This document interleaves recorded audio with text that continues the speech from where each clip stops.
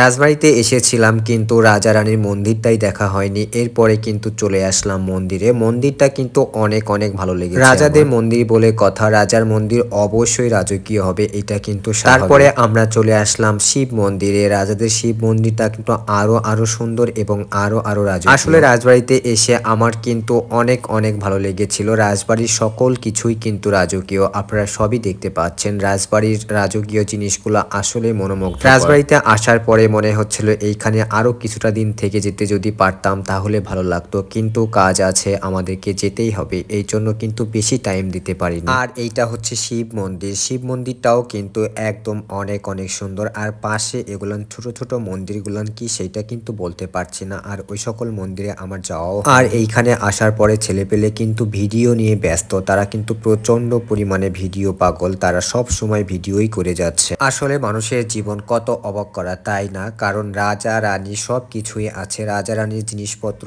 আছে, রাজা রানীর ব্যবহার করার সব কিছু আছে, কিন্তু রাজা রানী তারা আসলে কোথায় গিয়েছে, তাদের বংশধরগুলো কোথায় আছে সেটাও কিন্তু আমরা কেউই জানি না। আর সহদেব এদিকে শুধু ভিডিও করা নিয়েই ব্যস্ত, সে শুধু বলছে ভাই ভিডিও করে দেন, ভিডিও করে দেন। এই জন্য তার ভিডিওটা কিন্তু আমরা বেশি করার চেষ্টা করি। আর আমি যখনই ভিডিওতে ভয়েস দিতে আসি তখনই কিন্তু সকল সাউন্ড বাহির থেকে আসে, এই জন্য সাউন্ড খুব একটা ভালোভাবে আমি দিতে পারলাম না। এদিকে দেখা যাচ্ছে দুইটি স্বামী স্ত্রী বা কপল, তারা কিন্তু ওইখানে বসে মনোরম দৃশ্যটা দেখে যাচ্ছে আর গল্প করে যাচ্ছে।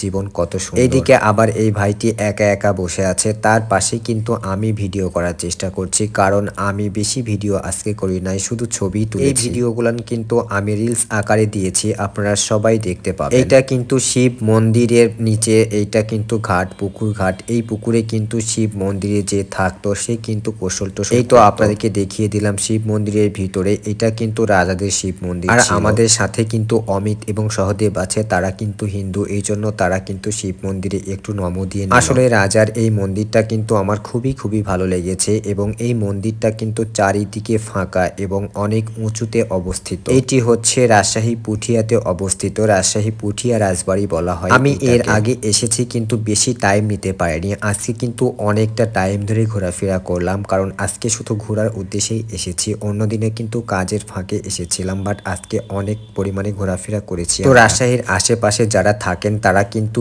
এই রাজবাড়িতে আসতে পারেন এবং ঘোরাফেরা করে যেতে পারেন। মাঝে মধ্যে ঘোরাফেরা করলে কিন্তু মনটা ভালো হয়, আর এরকম দর্শনীয় স্থানে আসলে তো মন অটোমেটিক। তো গাইজ আজকে আর বেশি টাইম নিব না, আজকে এই পর্যন্তই। সবাই ভালো থাকবেন, সুস্থ থাকবেন, আমাদের জন্য দোয়া করবেন। আমরা কিন্তু অলরেডি রাজশাহীতে পৌঁছে যাচ্ছি এবং বাসে চড়ে আসতে রাত 9টা বেজে গিয়েছিল আমাদের।